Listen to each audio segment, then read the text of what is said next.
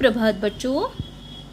प्रस्तुत है आज दिनांक 28/8/2020 का कार्यपत्रक। यह कार्यपत्रक कक्षा 10 के अंतर्गत आने वाले प्रमुख व्याकरण विषय पर आधारित है। तो आइए पढ़ते हैं आज का कार्यपत्रक।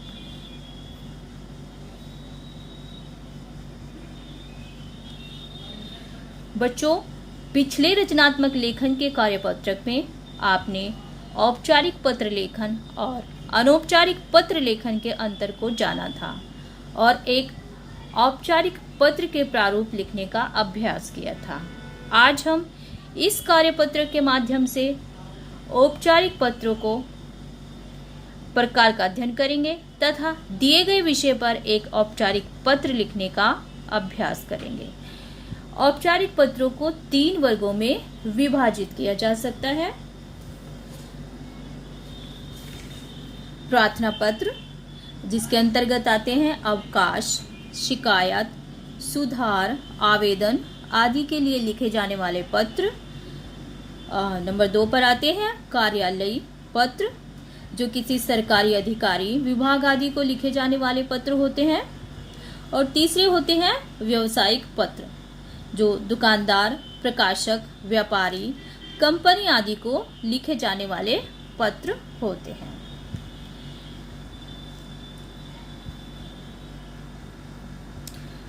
बच्चों, औपचारिक पत्र लिखते समय ध्यान रखने योग्य बातें।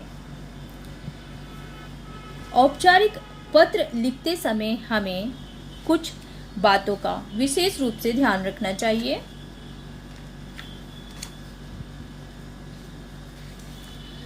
औपचारिक पत्र नियमों में बंधे होते हैं, अतः इस प्रकार के पत्रों में हमें नबी तुली भाषा का प्रयोग करना चाहिए।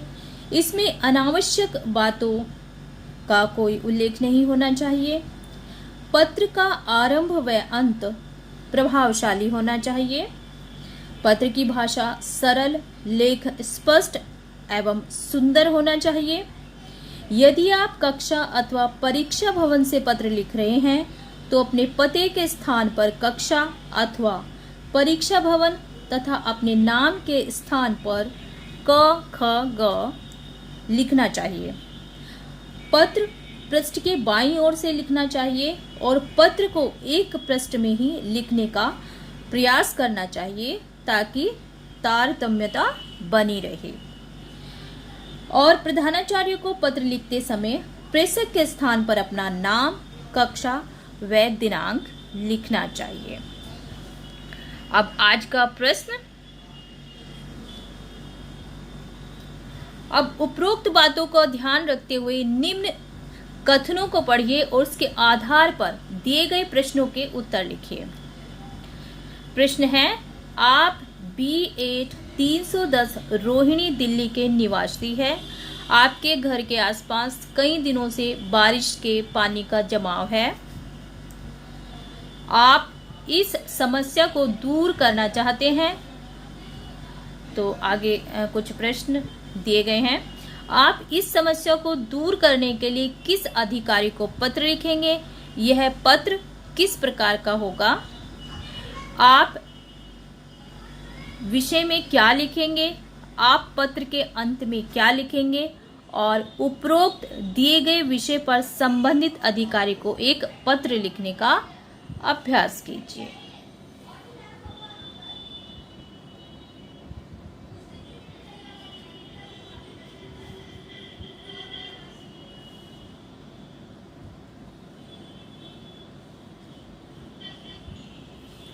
तो बच्चों, आइए जानते हैं कि औपचारिक पत्र कैसे लिखें। सबसे पहले तो औपचारिक पत्र के निम्नलिखित 7 अंग होते हैं। सबसे पहला अंग, जो हमसे प्रश्न पूछा गया है उसका उत्तर कि आप इस समस्या को दूर करने के लिए किस अधिकारी को पत्र लिखेंगे और यह पत्र किस प्रकार का होगा। तो हमने बताया है कि औपचारिक पत्र को 3 वर्गों में विभाजित किया जा सकता है। तो सबसे पहले तो यह प्रार्थना पत्र नहीं है। दूसरी बात कि यह कोई व्यवसाय से संबंधित पत्र भी नहीं है। तो यह प्रधानाचार्य को भी नहीं लिखना है, व्यवसाय से इसका कोई संबंध नहीं है। तो तीसरा ऑप्शन बचा हमारे पास में कार्यालयी पत्र। तो यह एक कार्यालयी पत्र है जो किसी सरकारी विभाग आदि को लिखा जाने वाला पत्र होता है। तो आइए लिखते हैं कार्यालयी पत्र। तो किसी भी औपचारिक पत्र के 7 अंग होते हैं, जिनमें से सबसे पहला है कि प्रेषक का पता। सबसे पहले प्रेषक का पता में हम गली, कॉलोनी, मोहल्ला, शहर, पिन कोड, राज्य, जिससे हमें पता चलता है कि यह पत्र कहाँ से भेजा गया है, लिखना चाहिए। दूसरा होता है दिनांक, जिससे पढ़कर के पता चलता है कि किस समय, किस दिन यह पत्र भेजा गया है। तीसरा है कि पत्र प्रापक का पदनाम तथा पता, अर्थात हम पत्र किसे लिख रहे हैं, किसको संबोधित करके हम पत्र लिख रहे हैं। यहाँ हम किसको लिखेंगे, यहाँ पर हम जो पत्र लिखेंगे, नगर निगम अधिकारी को अगर हम पत्र लिख रहे हैं तो उनको हम संबोधित करके लिखेंगे। फिर विषय, क्योंकि जो भी औपचारिक पत्र होते हैं उनमें विषय का महत्व होता है, तो विषय लिखना आवश्यक होता है। तो विषय में क्या लिखा जाता है कि जिसके बारे में पत्र लिखा जा रहा है उसे केवल एक ही वाक्य में शब्द संकेतों में लिखना चाहिए, यानी कम से कम शब्दों में सांकेतिक रूप में हमें बताना होता है विषय में। अगला है संबोधन। संबोधन में हम यदि हम उसके विषय में जानते हैं कि हम किसको लिख रहे हैं, कि वह महोदय है, महोदया है, माननीय है आदि, इस प्रकार के संबोधन शब्दों का हम प्रयोग करते हैं, प्रिय, पूज्य, पूज्य, आदरणीय आदि। उसके बाद है विषय वस्तु। विषय वस्तु को हमें 2 अनुच्छेदों में लिखना होता है। सबसे पहला अनुच्छेद होता है, उसमें अपनी विषय या समस्या के बारे में लिखना होता है, और कि हमें यहाँ पर क्या समस्या है कि हमारे यहाँ पर हमें दिया हुआ है कि हम पहला जो हमारा प्रेषक का पता है, प्रेषक के पते में दिया गया है कि आप B8 310 रोहिणी दिल्ली के निवासी है। तो ये हमारा पता है। और हमारे घर के आसपास क्या है, कई दिनों से बारिश के पानी का जमाव हो गया है, तो ये हमारा विषय है और इस समस्या को दूर करना चाहते हैं। तो ये हमारी समस्या जो है इसके बारे में हम लिखेंगे कि हमारे घर के आसपास जो है कई दिनों से बारिश के पानी का जमाव हो गया है, जिससे हमें किन किन परेशानियों का सामना करना पड़ रहा है। ये आप थोड़ा सा विस्तार दे करके लिख सकते हैं। उसके बाद दूसरा अनुच्छेद आता है, और दूसरे अनुच्छेद में आप जिनको हम पत्र लिख रहे हैं, यानी नगर निगम अधिकारी को जब हम पत्र लिख रहे हैं तो हम उनसे क्या अपेक्षा करते हैं, हम उनसे अपेक्षा करते हैं कि वो शीघ्र ही हमारी समस्या पर ध्यान दे और जल्दी से जल्दी पानी की निकासी कराएं, ताकि क्षेत्र के निवासी जो है वो सुखपूर्वक रह सके और पानी की समस्या से निजात दिलाए, सड़कें खाली हो जाए हैं, और जो मच्छर आदि पनप रहे हैं उनसे भी छुटकारा मिल जाए आदि। इस तरह के बातें जो हैं उसमें दूसरे अनुच्छेद में लिखे, और उसके बाद उसमें धन्यवाद लिख करके पत्र को समाप्त करें। उसके बाद जो 7वां हमारा जो अंग है वह है हस्ताक्षर व नाम।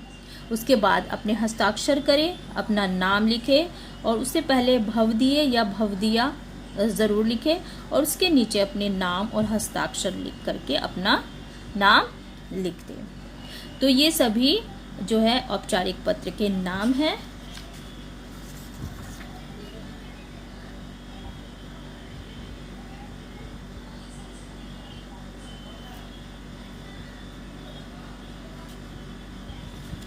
तो मैं आपको एक बार ये प्रारूप दिखा देती हूँ कि यहाँ पर प्रथम जो भाग है, जो पहला जो अंग है पत्र का, यहाँ पर हमने सबसे पहले पता लिखा है, जो प्रेषक का पता है, फिर उसके बाद दिनांक लिखा है, फिर संबोधन, उसके बाद विषय, फिर हमने विषय के बाद फिर संबोधन किया हुआ है, फिर पहला अनुच्छेद, दूसरा अनुच्छेद, और उसके बाद पहले अनुच्छेद में विषय वस्तु और दूसरे अनुच्छेद में विषय वस्तु से संबंधित कि हम उनसे क्या अपेक्षा रखते हैं, ये अनुच्छेद में, दूसरे अनुच्छेद में लिखा जाता है।